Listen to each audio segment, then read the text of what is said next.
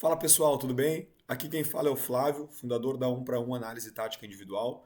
E a gente vai iniciar a partir de hoje um quadro aqui no YouTube, onde a gente vai falar sobre os detalhes individuais de gols que acontecem, seja no Campeonato Brasileiro, seja no futebol internacional. Vai falar também sobre jogadores, sobre aspectos individuais desses jogadores, né, que os diferenciam, da característica deles, enfim. E para iniciar esse quadro, a gente vai falar sobre um gol que aconteceu na semana passada, no jogo entre Grêmio e Corinthians, né, no 2-2, um jogo muito importante para o Campeonato Brasileiro, de duas equipes que estão brigando contra o Z4. Então a gente vai falar do segundo gol do Corinthians, do Garro, e vai falar sobre alguns detalhes ali que foram cruciais, foram fundamentais para que esse gol acontecesse. De antemão também eu já falo que não são conteúdos onde a gente vai julgar jogadores, vai dizer se o jogador é bom, se é ruim, se ele acertou, se ele errou, proposta do time. Não tem nada a ver com isso, e sim para que a gente possa usar esses gols, usar esses lances como pano de fundo da parte tática individual para discutir alguns conteúdos, alguns comportamentos e aprender com isso, certo? Vamos dar uma olhada no gol então. Então vamos lá.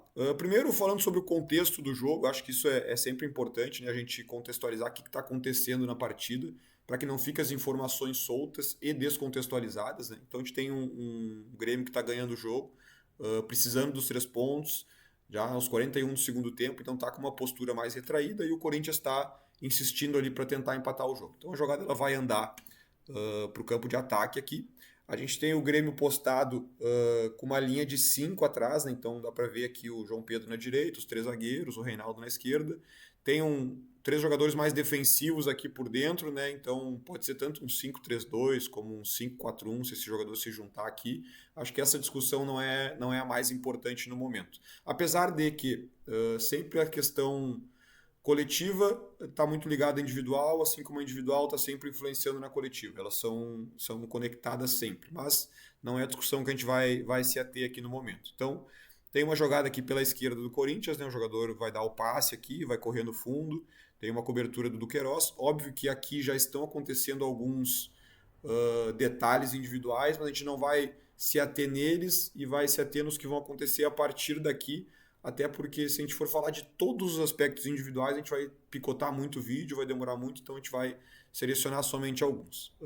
Um pontinho que eu queria falar é que a gente pode ver no início que a gente tem o Vilhaçante e o PP na entrada da área, então de certa forma tem aqui um 2-2 aqui, né? A gente tem uma igualdade numérica que é algo interessante, tem uma igualdade numérica aqui também no lado, que também de certa forma faz com que as jogadas possam ser neutralizadas aqui. Pode ser que aconteça alguma coisa de bom para o Corinthians, pode, mas de certa forma tem uma igualdade que dá uma certa segurança para o Grêmio. Então vamos lá. Soltando o vídeo, o jogador do Corinthians traz para dentro e aí ele faz o passe. A partir daqui vão começar a acontecer detalhes que eu acho que são cruciais para que o gol aconteça logo na sequência. O Vilhaçante ele sai para marcar o jogador do Corinthians e aí ele vem acompanhando esse jogador novamente. Quando esse jogador dá o passe para o lado e ele vai se projetar para o fundo, o Vilhaçante ele tem que fazer uma escolha. Ele tem que decidir que ou ele vai acompanhar o cara, vai entrar na cobertura do Duqueiroz, e aí talvez o João Pedro entre numa outra função aqui de proteção com o João Pedro do centro, né? Ou ele vai escolher voltar para o centro para ocupar a função dele de volante ali e vai deixar essa cobertura do Duqueiroz ao encargo do João Pedro. Então, a partir disso, a bola vem. E aí o Vilhaçante ele opta por entrar na cobertura do Duqueiroz. E aí eles estabelecem uma superioridade numérica aqui de 3-2. Isso não é tão individual assim, é mais uma questão setorial aqui e da circunstância do jogo. Só que isso vai influenciar diretamente no comportamento de outros jogadores. Quando o Vilhaçante ele vem aqui e faz essa cobertura, de certa forma esse 3-2 aqui ele é uma boa situação. Ele é uma superioridade interessante para que o Corinthians não consiga criar nada aqui nesse lado.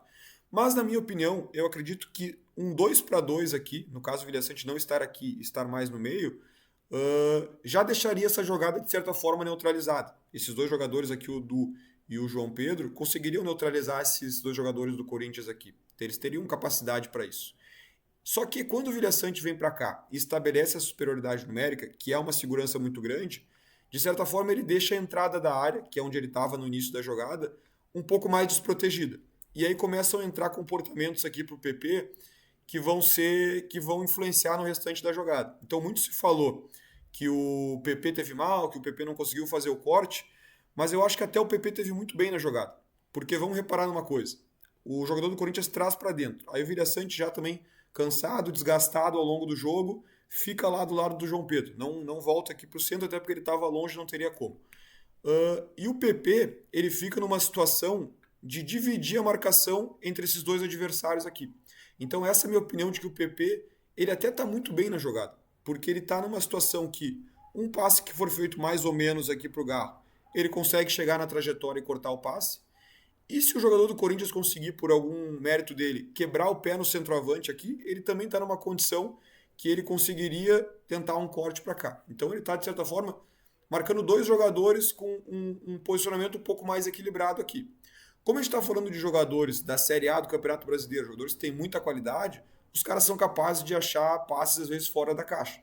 Então, por qualidade do jogador, ele consegue achar um passe muito bom aqui no Garro. O PP quase faz o corte, né? A bola passa aqui embaixo do pé do PP. E aí o Garro domina muito bem, tira do Gemerson aqui, finaliza por fora. E aí faz um belo gol. Então, digamos que o primeiro ponto que eu acho que influenciou nessa jogada. O fato do Vilhaçante vir aqui para o lado, fazer essa superioridade de 3-2 aqui, ou entrar na cobertura do Duqueiroz, foi um primeiro ponto que influenciou no decorrer da jogada. Porque a gente pode ver na sequência que, de certa forma, ficou uma superioridade numérica do Corinthians na região central, que foi determinante para que o gol acontecesse. Talvez, se tivesse o Vilhaçante aqui junto com o PP, essa entrada da área poderia estar um pouco mais protegida, esse passe não entraria aqui com tanta facilidade, o jogador não conseguiria concluir.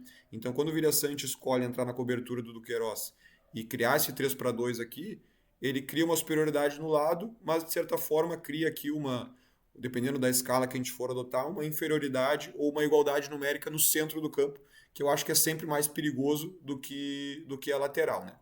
E aí um outro ponto que me chama a atenção também nesse vídeo aqui, nesse lance, é o seguinte, é a postura do Arezzo. Então a gente pode ver que o Arezzo, ele tá aqui também numa espécie de divisão, né? Ele tá meio que tentando fechar o passe no meio, mas também tentando cortar essa linha de passe aqui para esses jogadores que estão um pouco mais atrás aqui, os volantes ou zagueiros do Corinthians. E aí eu acredito que se o Arezzo tivesse talvez 2 passos para dentro aqui, ou até 1 passo, ele já conseguiria cortar essa linha de passe no Garro. Então ele forçaria esse jogador a dar um passe para trás, num outro adversário aqui que se desmarcaria um pouco mais para trás, né? Ele forçaria esse jogador a dar esse passe para cá e tiraria a confiança desse cara para dar o passe lá no Garro. Então eu acho que esse detalhe aqui do Arezzo também, de se preocupar um pouquinho mais em fechar o meio, que é mais perigoso sempre, e fazer o adversário jogar para trás, também seria um mecanismo, né, para que essa bola não entrasse no Garro lá e ele não conseguisse a finalização. Então eu acredito que esses dois aspectos individuais, assim, da entrada do Vilhaçante na cobertura e dessa meio que divisão e não fechamento por completo do centro aqui do Arezzo, esses dois passinhos que ele deixa de dar para dentro, foram detalhes que contribuíram bastante para que essa bola, claro que por mérito desse jogador aqui de achar um baita passe e por mérito do Garro de conseguir uma baita finalização depois, foram fatores que contribuíram para que o gol do Corinthians acontecesse. Na minha opinião, o PP estava até bem. Ele estava, de novo, numa posição que ele estava dividindo tanto o Garro quanto o centroavante, que também é uma bola perigosa. Se daqui a pouco esse jogador do Corinthians aqui traz para dentro, e aí nesse instante aqui, deixa eu voltar um pouquinho, nesse instante ele consegue achar uma bola no pivô, o pivô está numa situação de mano no zagueiro. Então talvez um giro aqui ou finalização poderia ser perigosa. Então ele não pode vir marcar individualmente aqui o Garro e deixar esse passe aqui muito aberto. Ao mesmo tempo que ele não pode vir fechar totalmente esse passe e deixar o Garro totalmente aberto. Então ele está, de certa forma, tentando dividir as referências aqui, dividir os adversários. Ele até consegue se colocar bem. Se o passe é um pouquinho pior, ele cortaria. Mas como foi um baita passe, o Garro conseguiu também ter uma finalização ali excelente e fazer esse gol que foi o gol de empate do Corinthians. Então, esses foram os detalhes que a gente acredita que foram cruciais para que o gol acontecesse, né? Obviamente que a gente falou somente da parte defensiva, tem muita questão ofensiva também que foi determinante ali para que o gol ocorresse, mas se a gente falar de todos os detalhes, tanto defensivos como ofensivos, vai ficar muito conteúdo, vai ficar muito extenso e não é esse o intuito. E lembrando também que esses são os detalhes que a gente conversa com os nossos atletas de consultoria, é a partir dessa ótica, desse ponto de vista de análise que a gente trabalha com eles. Para quem quiser mais informações sobre a consultoria, os links vão estar na descrição aqui abaixo do vídeo. Para quem gostou do conteúdo, se inscreva no canal que a gente vai começar também a postar mais materiais como esses aqui. Valeu!